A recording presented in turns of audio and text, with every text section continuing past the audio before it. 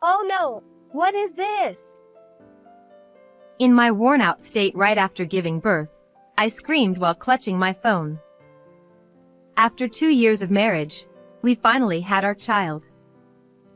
I had eagerly awaited celebrating the birth with my beloved husband. However, he vanished without a trace just before the delivery. Even when the labor started, I couldn't reach him, and he never showed up at the hospital, even after our daughter let out her first cry. To make matters worse, I received a message from him saying, "I'm tired of living. Please, don't do anything rash." All I could do was pray for his safety, but my husband never returned. And then, 25 years later, I would come to learn the truth in an unexpected way. I, Kathy, got married at 26. My husband, Steve, was 28. We sometimes argued, but that was proof that we were doing well as a couple. We clashed because we cared about each other, and at least I believed that we were supporting each other well. However, 2 years after our marriage, our relationship began to take a turn for the worse. "Hey, these shoes weren't here before, right? Did you buy something new again?" Steve replied, So what? It's my money. I can do what I want with it. "You say that, but you've already spent quite a bit." When I pointed out the new brand name shoes at the entrance, Steve frowned in annoyance and turned away. In truth, Steve had always been a bit loose with money since we started dating. After we got married, we agreed that I would manage all the bank accounts because leaving it to him meant we never had any savings. Despite this, at that time, brand name shoes and sneakers were increasing in our house. When I asked where the money was coming from, he would always evade, saying things like, "I made it from stocks," or "I won at the slot machines." I was worried he might be borrowing from somewhere, but I couldn't confront him strongly. Alongside the growing collection of brand name items, there was another thing that bothered me. Steve muttered in a low voice, You're always restricting me. Don't you trust me at all? Maybe he was fed up with my suspicious gaze. He slouched and disappeared into the bedroom. Seeing him so dejected made my chest ache. What concerned me was the gloomy expression he sometimes showed. The Steve I knew would have been irritated and rebellious towards me, but at that time, he didn't show any of those signs. I'm not satisfied with the money situation, but I'm a bit worried about Steve's attitude. Maybe he was troubled by something at work. Was he shopping to relieve stress? That thought crossed my mind, and I couldn't say more than small complaints. And then, amidst my already existing anxiety, an event occurred that escalated my husband's strange behavior. It happened when I found out I was pregnant. We had talked about wanting children since the early days of our marriage, so I was over the moon. "Hey, the baby is finally coming." Huh? Oh, yeah. That's great. However, Steve averted his eyes from me with a distant attitude. From that point on, Steve started going out more, almost as if he was avoiding me. Not only on days off, but even on weekdays, he wouldn't come home until late at night. Eventually, his excuses for business trips and travels increased, and he started staying out overnight more often. "Hey, I understand work is tough, but could you come home a bit earlier? I'm feeling anxious about the first childbirth." But even when I pointed it out, he didn't respond, dismissing it as business dinner or can't hang out with friends once the baby is born. Steve seemed positive about having a child before, but does he realize what it means to be a father? Naturally, I still felt uneasy about this, but it was a fact that once the baby was born, we wouldn't have much time together, so his words made sense. Above all, I was concerned about Steve's persistently gloomy mood, but without confronting him directly, I could only observe quietly. However, delaying addressing the issue was a mistake. As the due date approached, an incident finally occurred. It was late at night on a day when I was in my last month of pregnancy, and I was asleep. Suddenly, my stomach began to ache, and I woke up. Labor had started. I need to contact Steve. It hurts. As usual, I sent a text to my husband, who wasn't at home, but there was no response. So, I went to the hospital alone in a taxi. From then on, I was solely focused on giving birth, and although I don't remember much, my efforts paid off, and a healthy baby girl was born safely. However, our joy over our child's birth was short-lived. Both sets of parents, with serious expressions, rushed to the hospital. And then, they told me that they couldn't reach Steve. From then on, the mood shifted dramatically, and we began to search for my husband with unsettled feelings. Despite my postpartum condition, I contacted our mutual friends and his workplace. But no one knew where he was, and to my surprise, his workplace reported that Steve had already resigned days ago. I didn't hear anything about that. What's going on? What's happening? Amidst the confusion, a notification popped up on my tightly held phone. When I looked, it was none other than a message from Steve. Feeling relieved that there was some response, I opened the message, but my relief turned into shock when I read its contents. I've been thinking for a while, but I'm not qualified to raise a child as pathetic as me. Living has become unbearable. Please don't look for me. That's what it said. My in-laws screamed at the ominous message. As for me, I couldn't believe it, staring at the screen of my phone in disbelief. Certainly, there were times when he seemed strange, but I never imagined he was feeling so cornered. What is this? Please, don't do anything rash. But my plea was in vain, and my husband never returned. Moreover, as a result of reporting to the police, his shoes were found lined up on a nearby cliff. This led the police to suspect suicide, and the investigation continued, but his body was never found, and eventually, the search was called off. Thus, my husband left us, leaving behind only our beloved daughter, disappearing before our eyes. Why?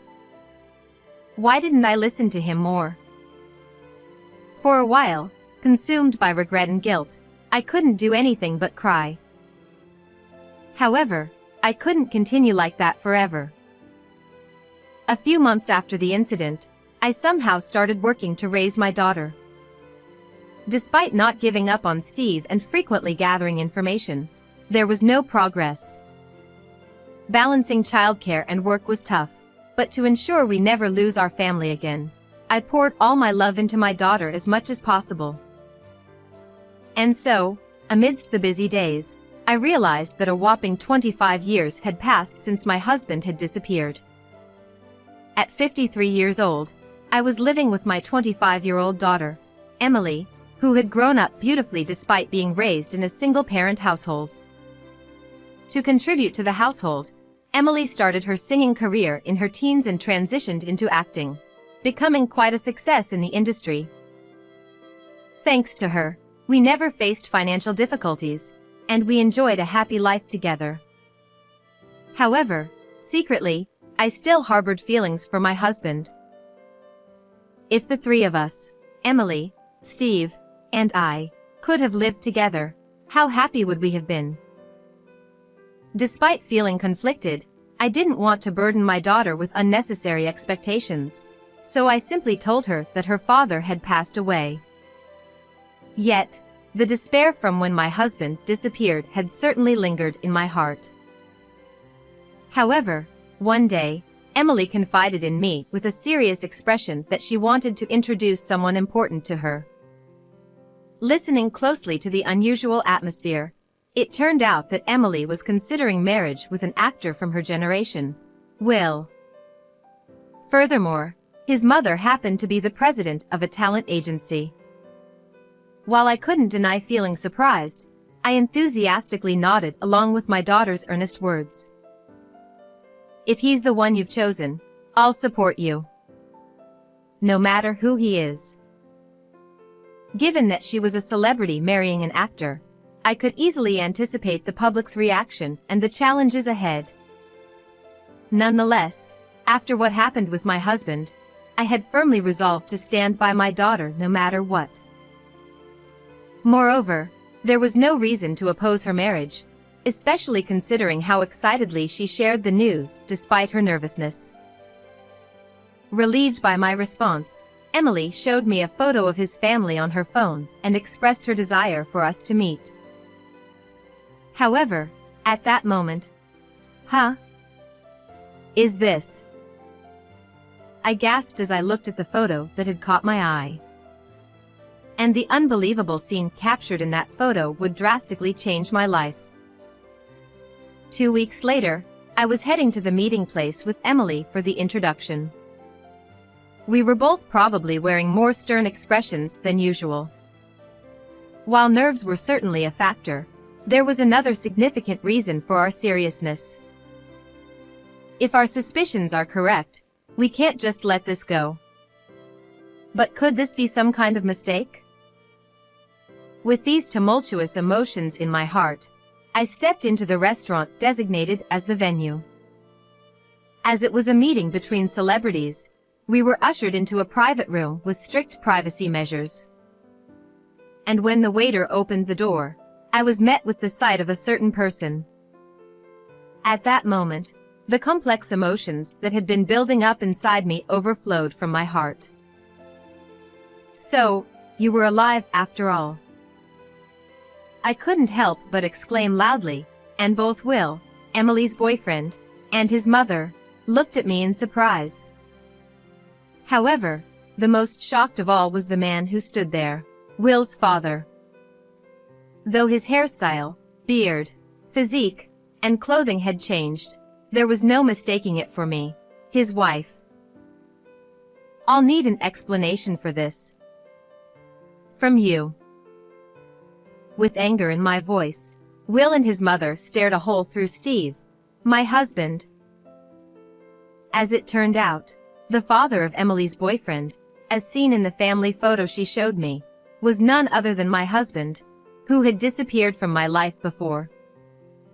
While it was a relief to know he was alive, the idea of him being the father of my daughter's fiancé was beyond coincidence. Initially, I considered the possibility of a striking resemblance to someone else, but it seemed my eyes were correct. However, it appeared Steve was intending to play dumb. Well, who are you? What's this about? You're being rude out of nowhere. But his eyes were shifting, and beads of sweat streamed down his forehead. His evident discomfort undeniably confirmed his identity as my husband. It's useless trying to deny it. You can't fool me anymore. I confronted him, my tone growing stronger involuntarily. May I have a little explanation, please? Then, Will's mom, Beth, who had been bewildered until then, opened her mouth, seemingly unable to bear the situation any longer. Though she seemed shocked and struggling to grasp the situation, her calm inquiry revealed her professionalism as the president of a major talent agency.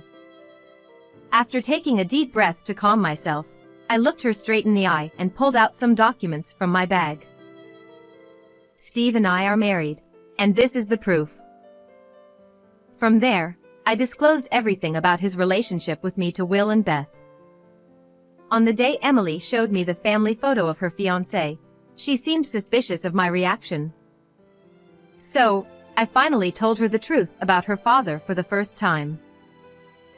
I explained about the message hinting at suicide he sent on the day of our daughter's birth, the uncertainty about whether he was alive or dead, and how the man in the photo looked identical to him. After hearing everything from me, Emily proposed hiring a detective with her own money because she couldn't marry someone with the same father as herself. And after waiting for a week, the investigation results matched the time when my husband disappeared with the time he started living with Beth. With plenty of other evidence, it was confirmed that Will's father was indeed Steve. Beth had been staring at the report from the detective agency with Will for a while, but suddenly, she looked up. Indeed. I was opposed to marrying him officially, and this seems to be the reason. She said, glaring at Steve with anger in her eyes. I met him when my son was 2 years old. Will is his stepson. Then, Beth explained to us how she came to live with him.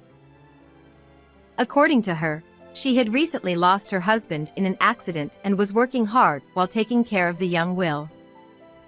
She happened to meet Steve, who was kind to her.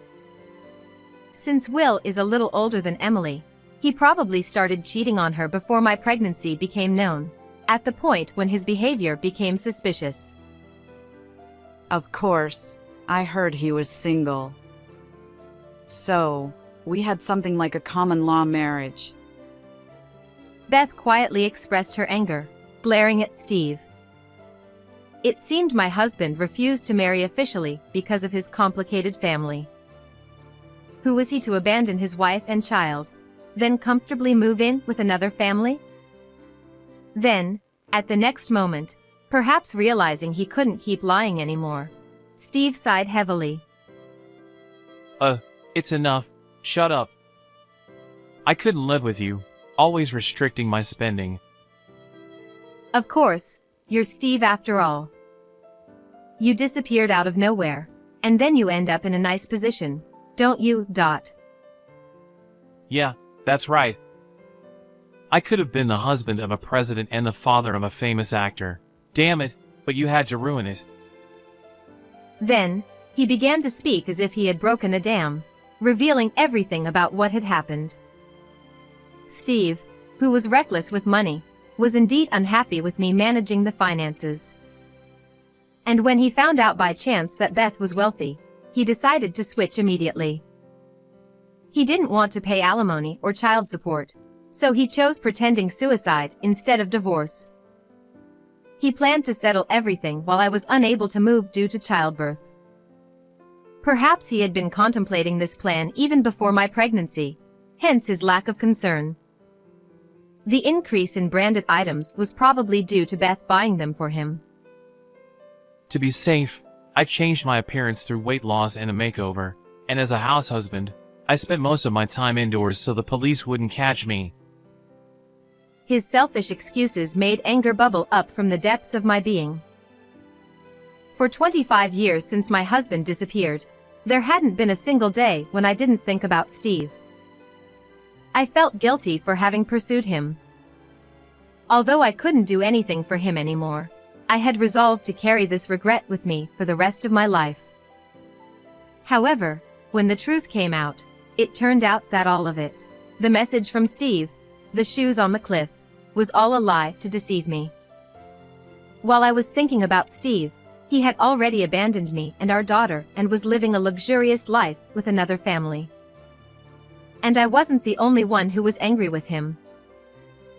I'm disappointed in you. I had a debt of gratitude to repay, but I didn't think you were such a person. Beth's cold words were followed by Will's. You barely did anything around the house anyway. And he looked at Steve with disdain. Especially for Will, Steve was someone who hurt both his mother and his girlfriend.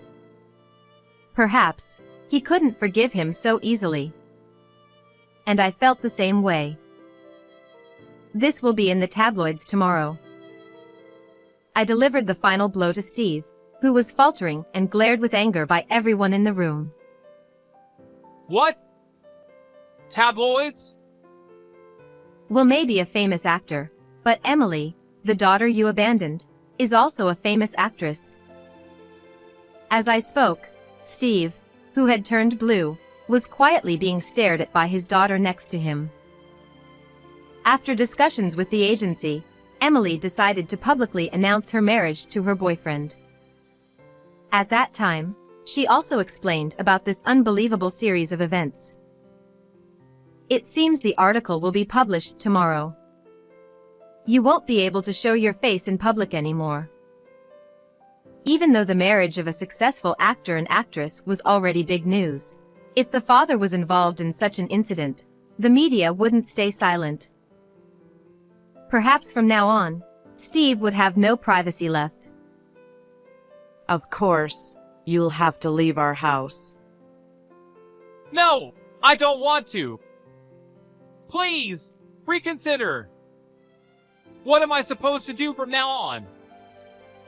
Perhaps realizing how frightening the situation had become, Steve clung embarrassingly to me and Beth. Seeing his pitiful state, I felt as though I had been released from a curse that had haunted me for years. It took time, but I no longer needed to worry about my husband who had disappeared. I don't know. Maybe you can go and live with another family? Beth, Emily, Will, and I looked at each other, and leaving Steve behind, we left the place, planning to have another calm meeting somewhere else. Later, after 25 years, I divorced my husband. Since the announcement of my daughter's engagement, Steve has been quickly identified by her and Will's fans. Now he's being chased by tabloids and can't walk around town. Even though he hadn't been working for many years, finding a new job seems unlikely for a while. Being evicted from the house he lived in and unable to return to his parents' house, he's currently wandering the streets. On the other hand, Emily and Will got married. While being blessed by society, they also received sympathy for their father's situation, which actually increased their work opportunities. Now, I can live with a clear and cheerful heart. I plan to watch over their success and slowly enjoy this happy time. How was this video? Don't forget to subscribe to the channel. Well then, let's meet again in the next video. Upon arriving at my in-laws' house, my husband greeted me with a smirk. Just in time. The results arrived, so come in. I wondered what he meant by results as I followed him into the living room. There, my husband placed an envelope containing documents on the table. What's this? It's the DNA test results. Now your affair will be proven. He grinned and spread the contents of the envelope on the table. My name is Mia, a 27-year-old homemaker. I've been married to my husband, Oliver, for 2 years, and I'm currently pregnant. Earlier, I experienced intense labor pains and was rushed to the hospital. However, several hours have passed since then, and I just gave birth. After enduring painful contractions, I finally saw the incredibly cute form of my newborn.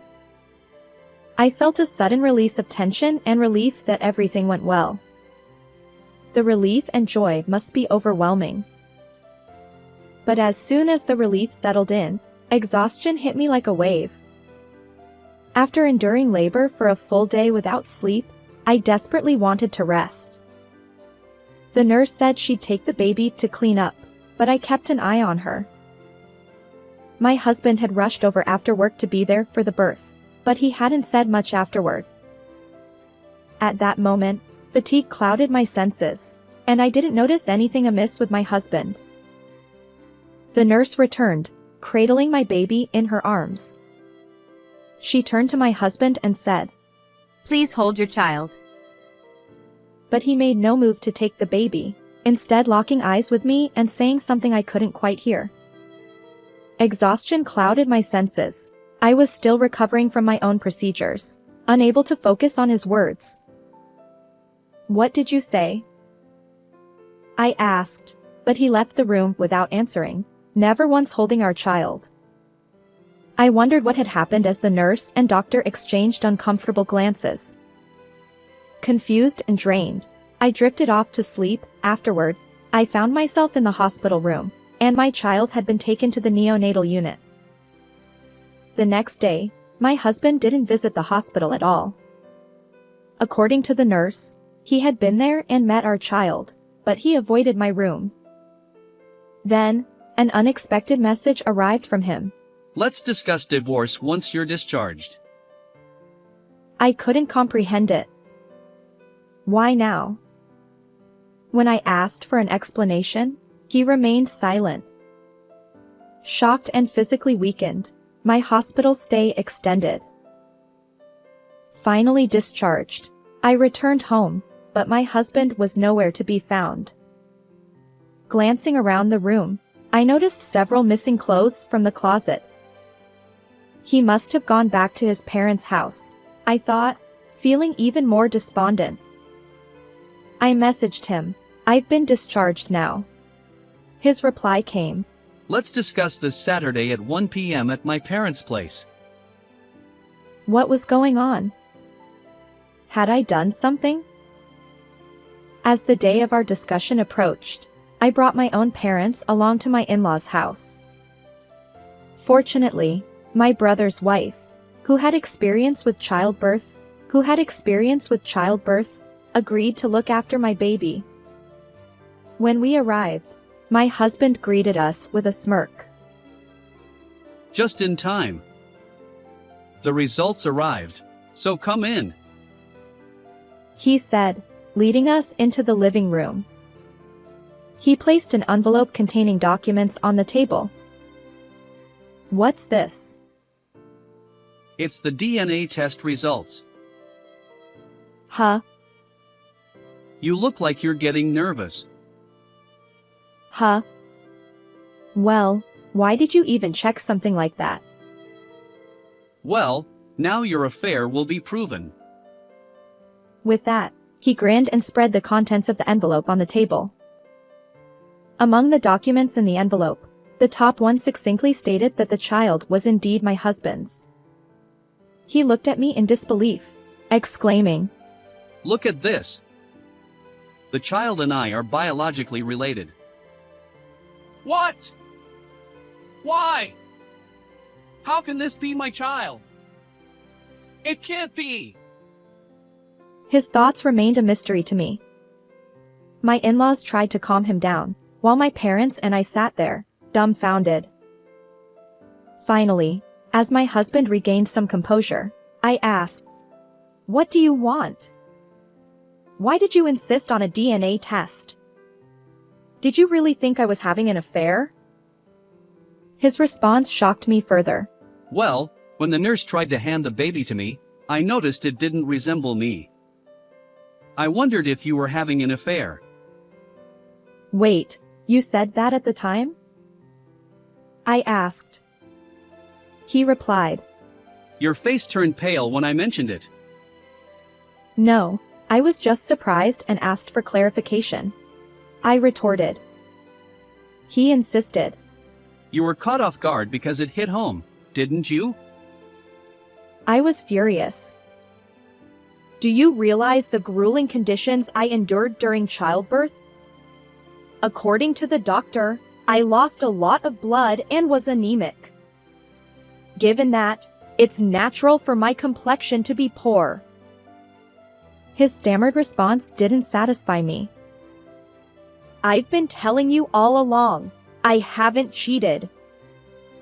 When I confronted my husband about why he had such suspicions, he revealed that before my childbirth, he had been researching various aspects of the process online. During his research, he came across the term brood parasitism, which refers to a situation where a wife intentionally conceives a child with someone other than her husband. Apparently, he stumbled upon numerous accounts of women allegedly attempting this. One particular post caught his attention. A man described how, during the birth of his child, he had noticed that the baby's face looked nothing like his own. When he jokingly remarked to his wife, "You know, this child doesn't resemble me at all," she had panicked unexpectedly. Intrigued, he secretly conducted a DNA test. And unsurprisingly, the results confirmed that the child was not biologically his.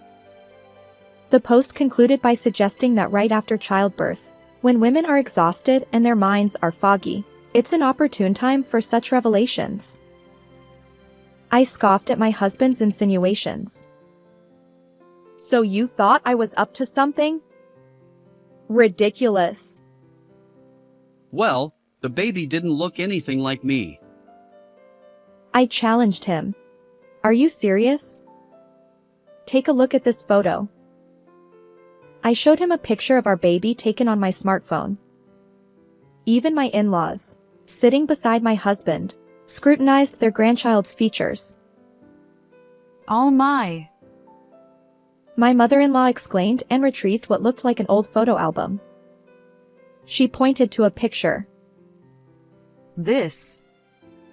It's Oliver when he was born. My husband stammered. Wait, our child looks just like me. My father-in-law chimed in. They're practically identical. I emphasized. Now do you understand? This child is undeniably yours. My husband slumped his shoulders, crestfallen, while my in-laws tried to console him. I realized that my feelings toward my husband had completely cooled. Regarding divorce and child support, I began. His response was a surprise. Huh? Well, we don't need to divorce, since the child is mine. What? After baselessly suspecting me, you have the nerve to say that? I retorted. He apologized profusely, and my in-laws, flustered, chimed in. Mia, our foolish son is truly sorry. But could you find it in your heart to forgive him? I requested some time to think it over and promised to arrange another meeting later.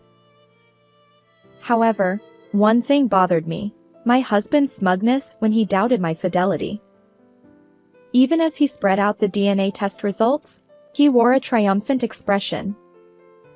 Normally, if a wife were accused of infidelity, anger would be the natural response.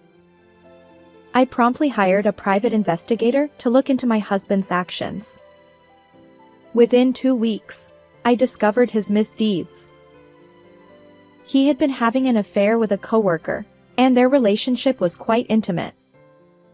Essentially, my husband assumed that if I were unfaithful, he could divorce me on my fault, claim alimony, and be with his lover. When he saw my pale face during the confrontation, he must have thought his plan was working. Little did he know that I would uncover his secrets. I immediately contacted my husband and headed to my in-laws' house with the documents. It would take too much time to make me wait for 2 weeks. He seemed irritable. How could the one who had wrongly suspected me now act so arrogantly?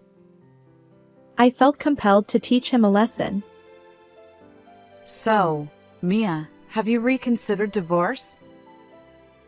I apologize to you both, but I still want a divorce. My husband exclaimed. What? My mother-in-law added. Well, that's... My father-in-law questioned. Why?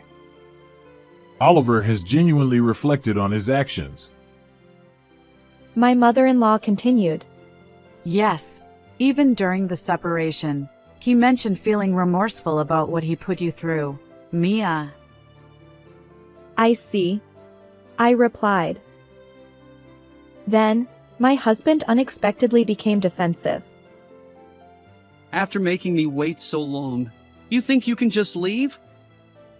Besides, how will you, an unemployed housewife, raise the child alone? You can't survive without my income. How could he be so brazen? Especially after his own infidelity.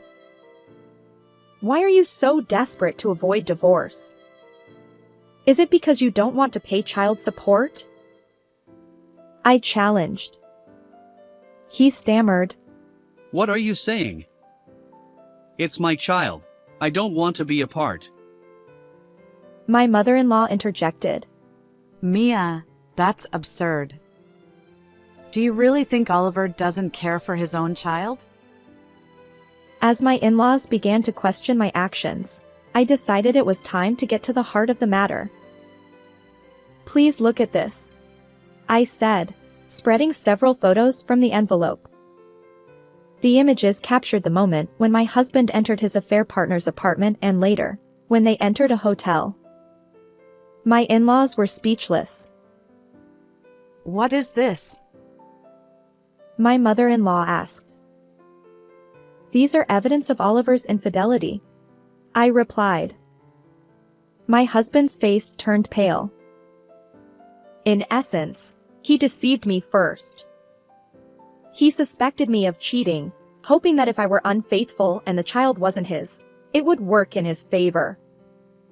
But I was completely innocent, so he panicked. Even if we divorced and he ended up with his affair partner, he didn't want to pay child support. My husband seemed to realize the truth, and his complexion grew even worse. Regardless, I can't continue with you. Please sign this divorce agreement. I'll handle alimony and child support through a lawyer, I insisted. Reluctantly, my husband signed the divorce papers under pressure from my in-laws. They apologized repeatedly, but the real culprit was their foolish son. Thank you for everything, I looked at my in-laws and said before leaving their home. Afterward, the divorce was successfully finalized, and I managed to claim substantial alimony from my ex-husband and his affair partner. Additionally, I secured monthly child support payments from my ex-husband. Unfortunately for them, their actions have consequences, and they now face cold stares from colleagues at work. You see, my ex-husband had already spread rumors about me being unfaithful at his workplace. However, the truth revealed that he was the one who had cheated, causing his reputation to plummet among coworkers. Interestingly, I learned about this from an acquaintance at my ex-husband's workplace. Armed with this information, I filed a defamation lawsuit against him, which resulted in additional compensation for the damage to my reputation. As for my ex-husband, he found himself drowning in debt, unable to afford his affair partner's company anymore. She, too, felt uncomfortable and eventually quit her job. Despite his discomfort, my ex-husband continues to pay alimony and child support, trapped in a living hell of his own making. It serves you right. On the other hand, I managed to secure an office job through a friend, and I'm thriving as a single parent. My son is growing up beautifully and is incredibly adorable. While I'd like to explore romance again someday, I'll wait until things settle down a bit. For now, I'm focused on working hard to provide for my child's future. How did you find this story?